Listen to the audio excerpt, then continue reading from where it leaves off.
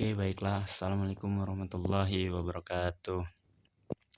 Di kesempatan kali ini, saya akan mempresentasikan hasil PPT saya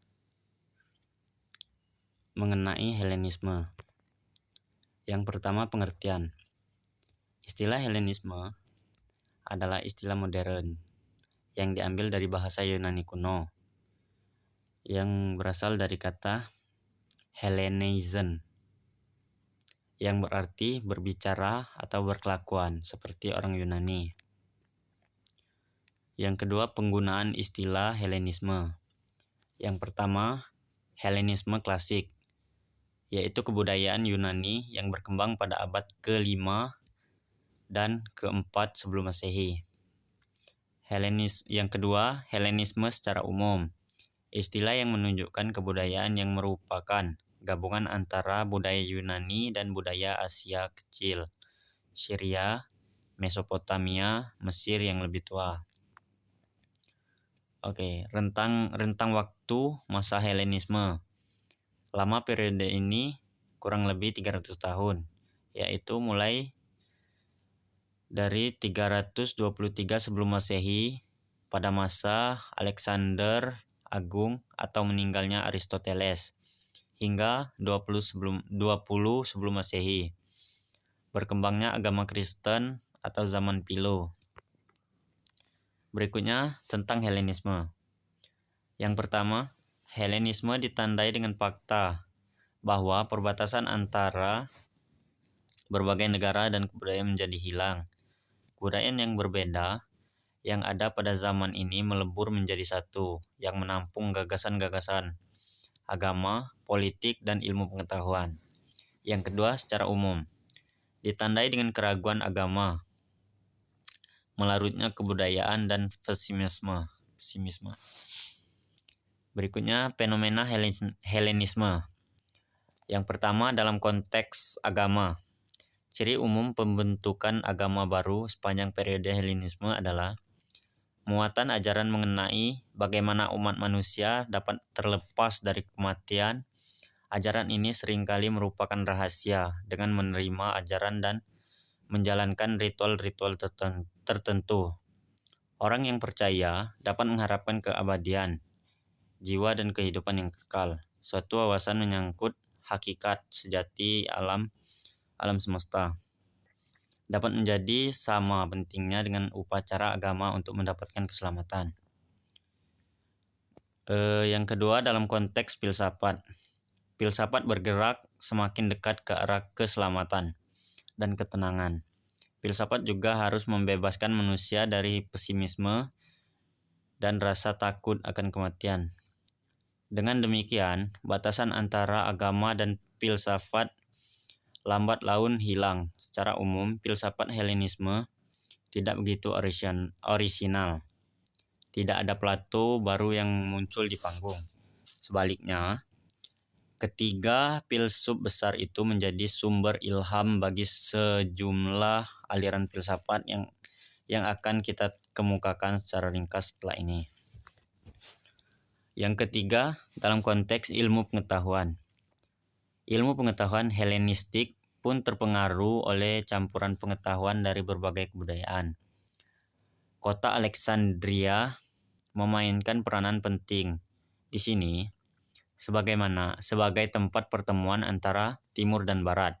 Sementara Athena tetap merupakan pusat filsafat yang masih menjalankan ajaran-ajaran filsafat Plato dan Aristoteles.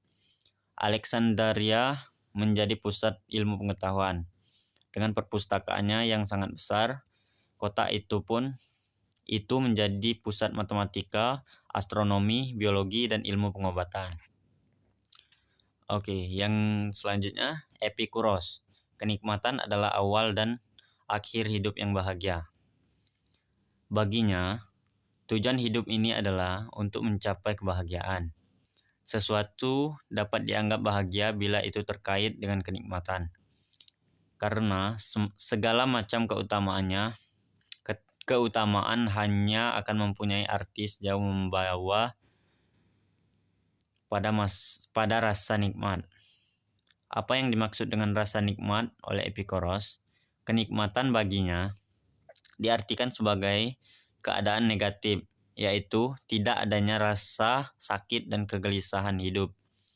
Kenikmatan ini tentunya mencakup kenikmatan indrawi dan batin atau ketenangan jiwa, ataraksia. Dan Epikuros memberikan prioritas pada kenikmatan yang terakhir. Yang selanjutnya, untuk mencapai ketenangan jiwa ini, Epikuros menganjurkan yang pertama, agar orang menjauhkan diri dari kesibukan berpolis, karena kegiatan ini berisiko tinggi terhadap ketenangan jiwa. Berkumpul dengan sahabat-sahabat karib dan membina hubungan dengannya jauh lebih menguntungkan dan membantu kita mencapai ketenangan jiwa. Yang kedua, mengusahakan sikap ugahari dan menahan diri. Dalam memuaskan kenikmatan indrawi yang sementara, atau dengan kata lain, orang harus pandai melakukan kalkulasi kenikmatan dan juga rasa sakit dengan berpatokan pada kenikmatan jangka panjang yang akan diraih di kemudian hari. Yang selanjutnya, Zenon 333 sampai 262 sebelum Masehi. Tujuan terakhir adalah hidup sesuai dengan alam. Zenon adalah pendiri mazhab atau stoicisme yang berseberangan pahamnya dengan Epikuros. Bermula dari rasa takjubnya pada keteraturan dan keindahan dunia, seluruh pondasi filsafatnya dibangun. Dalam keyakinannya, keteraturan dunia yang menakjubkan ini bukanlah untuk kebetulan belaka, melainkan sesuai dengan rencana bijaksana dari Logos. Logos dalam ajaran Stoa memiliki arti tidak hanya rasio manusia, tapi juga rasio dunia yang kreatif, yang sejajar dengan Allah, Zeus. Ajaran ini selanjutnya disebut panteisme, yakni pandangan bahwa Allah dan alam merupakan kenyataan yang satu dan sama. Berdasarkan pandangan di atas, maka apa yang ditentukan oleh Logos haruslah diusahakan dan diikuti oleh manusia. Yang selanjutnya, konsep etika Zenon. Dalam konsep etikanya, manusia hendaknya mengikuti saja suratan takdir dan penentuan alam baginya. Dengan demikian, ia akan mencapai harmoni dengan alam yang akan membawanya kepada kebahagiaan atau eudaimonia. Jadi, hukum alam harus ditaati terlepas dari perasaan senang atau tidak, menguntungkan atau merugikan, mengenakan atau menjengkelkan. Soalnya bagi Zenon, kebahagiaan terletak dalam tekad keras menjalankan kewajiban demi hukum alam yang objektif, bukan demi perasaan atau selera subjektif orang per orang. Yang esa dalam pandangan Plotinus adalah pernyataan atau realitas negatif, yaitu yang esa tidak dapat dibicarakan, tidak dapat dipikirkan, dan tidak dapat didefinisikan.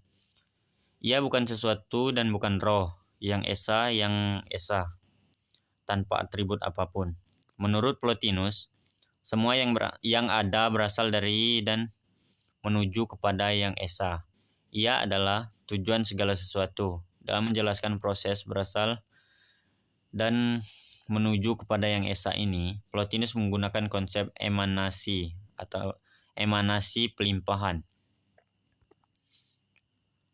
Sekian presentasi PPT dari saya akhiri. Wallahul muwaffiq ila aqwamit thoriq. Wassalamualaikum warahmatullahi wabarakatuh.